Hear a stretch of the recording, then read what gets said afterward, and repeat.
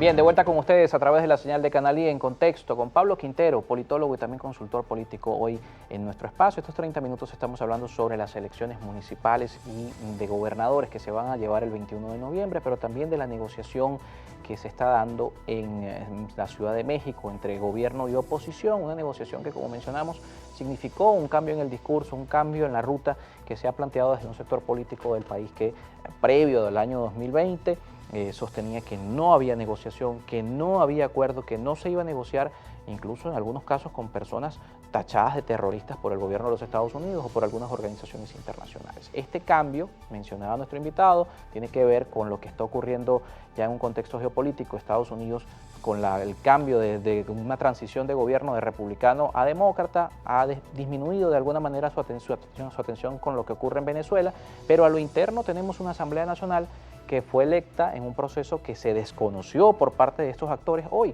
Y no hay transición en ese discurso. Y hablamos del panorama internacional, pero el panorama interno no ha cambiado, pudiéramos decir, de manera tampoco favorable a este discurso que hoy se tiene.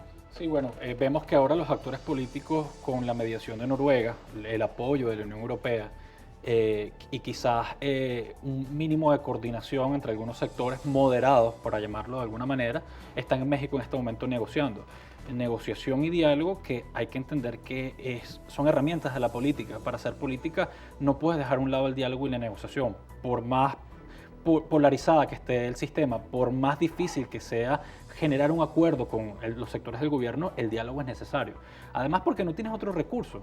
El recurso que tú tenías, el recurso político, que no dependía de ti, dependía de la política exterior de Estados Unidos, ya no lo tienes. Ese respaldo, quizás a lo que en algún momento se llamó gobierno interino, que hay que decirlo responsablemente. En Venezuela hay un solo gobierno, y es el gobierno del presidente que está en Miraflores, y hay una sola oposición, ¿ok? O hay muchas oposiciones también. Pero lo interesante... Bueno, hoy pareciera que vuelve a haber una sola oposición, y lo vamos a conversar más adelante. Hoy pareciera. Ahora, para ponerlo en contexto, de cara a un proceso electoral, bueno, vemos que las posiciones radicales, como vieron que no tenían más recursos para poder mantenerse dentro del sistema, necesitan cambiar la narrativa y tratar de llenar esos espacios. ¿Esos espacios donde los llenan? Bueno, en una mesa de negociación, en una mesa de diálogo, reconociendo que al final se equivocaron.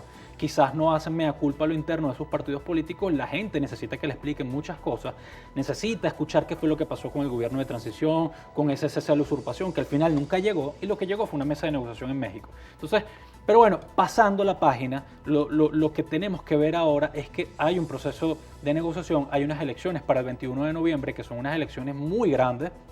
Estamos hablando de más de 3.000 cargos públicos entre alcaldes y opositores, consejos legislativos. Y bueno, la atención del mundo no es la misma la del año pasado. De hecho, los aliados internacionales más importantes, en este caso Estados Unidos, ya no está tan pendiente de Venezuela, porque tiene otros asuntos en Medio Oriente que atender. Sin embargo, esta negociación tiene el aval de Noruega y tiene la supervisión de la región, porque a Venezuela le conviene quizás un mínimo de gobernabilidad para poder las cosas funcionar. Vemos que, bueno, hay un proceso de negociación, hay un proceso electoral, dos partidos están en campaña, pero es parte de la política al final, ¿no? Tratar de llenar esos espacios. Sin embargo, es importante llegarle a los venezolanos con un mensaje y explicarles a los venezolanos por qué ahora sí hay que votar, qué va a pasar después del 21 de noviembre y cuál es el estatus de la oposición. Y hay tiempo para llevar ese mensaje, porque las elecciones son en menos de 70 días, y esto es un discurso de 3 años, esto no es un discurso de 2 días.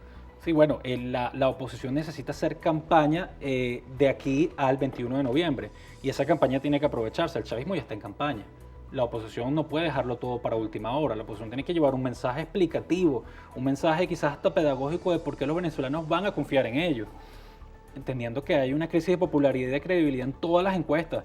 Menos del 20% están todos los líderes políticos del país. Entonces, yo creo que hay que hacer un proceso de reflexión, hay un proceso interno de o luchamos contra el chavismo, si queremos llegar al poder, pero tiene que ser con un sentido de unidad, no en plena confrontación entre los actores políticos, además que es penoso para el ciudadano ver tanta confrontación. Y lo último es establecer claramente cuál es la ruta para generar una transición. Si la ruta contempla unas elecciones presidenciales para el 2024, si la ruta contempla el uso de la fuerza, como algunos actores radicales lo siguen planteando hasta estas alturas, o si la ruta contempla un entendimiento con esos sectores con los que tú no estás de acuerdo, pero que el país requiere acuerdos mínimos, que es lo que se está viendo ahorita en México. ¿En qué sentido? Acuerdos mínimos en el COVAX, en temas de salud, quizás en lo económico, en la reactivación del aparato productivo, teniendo en cuenta que este año y el año pasado Venezuela fue golpeada por la pandemia como todo el mundo. Como todo el mundo. Entonces es momento de avanzar, Carlos, es momento de que los actores políticos le hablen al país, hagan una campaña de buscar el voto, porque la gente no va a salir a votar este 21 de noviembre por sí sola. Solamente la gente asociada a los partidos políticos, la militancia. Pero el venezolano a pie lo que quiere es que le hablen de la luz, del agua, la electricidad, la educación, el internet, el salario mínimo y de las cosas que involucran en la vida cotidiana. Pero buena parte de esos problemas no se resuelven en una alcaldía, que lo hemos mencionado con otros invitados. Es así, no se resuelve en una alcaldía, pero hay una realidad que si el alcalde, vamos a poner ejemplo, el alcalde de la área metropolitana, Baruta, Chacao, Latillo, llega a esa alcaldía, tiene la capacidad de solucionar algunos problemas, de representar al vecino en algunas cosas. No es el que te pone la luz, porque la luz depende en este caso de Corpoelec, no es el que te pone el agua, porque depende de Hidrocapital, pero es ese puente de comunicación entre el poder público municipal, representado por la oposición, y el gobierno.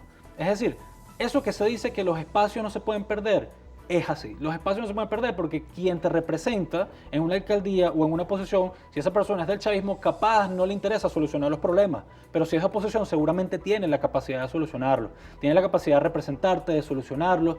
Quien aprueba las ordenanzas es el Consejo Municipal. Es decir, esos cargos son extremadamente importantes, incluso mucho más que una Asamblea Nacional. Con esto no quiero poner un cargo menos importante que otro, pero para efectos de la vida cotidiana la gente se comunica con el alcalde, la gente tiene el número de teléfono de sus concejales, la gente se comunica con sus gobernadores, es decir, son cargos que son vinculantes, más cercanos a la vida cotidiana. Entonces yo creo que hay que darle valor a eso. Como te dije, la gente no va a salir a votar porque es que yo hoy en día sí ya creo en el voto, no, la gente va a salir a votar si los políticos hacen una campaña comunicativa, una campaña de gestión para arrastrar el voto, una campaña quizás más cercana a la gente, entendiendo que la política ha sido muy golpeada en términos de credibilidad y el rol de los políticos es eso, darle credibilidad a la política, porque el chavismo lo está haciendo al final. El chavismo le habla siempre a ese segmento de la población, que es un 20% que sí va a votar por ellos, pero que a lo interno están dando o están enviando mensajes de unidad y de quizás un poquito más de cohesión. En la oposición vemos múltiples fracturas, en la oposición vemos una gran cantidad de candidatos, que no está mal, pero que para efectos electorales, mientras más candidatos existen y mientras hay más dispersión del hay voto. más dispersión del voto. Ahora, hablamos de una oposición que en este camino se ha fracturado, se ha judicializado los partidos, se han hecho señalamientos entre opositores para al final llegar a este camino donde todos están nuevamente en la vía electoral. ¿Hoy existe una sola oposición o no existe una sola oposición? Lo vamos a conversar en la siguiente parte del espacio con nuestro invitado. Pablo Quintero está con nosotros, él es politólogo y consultor político acá en Contexto. Recuerden, @Carlos Penaloza, @En Contexto Piso y nuestras redes sociales.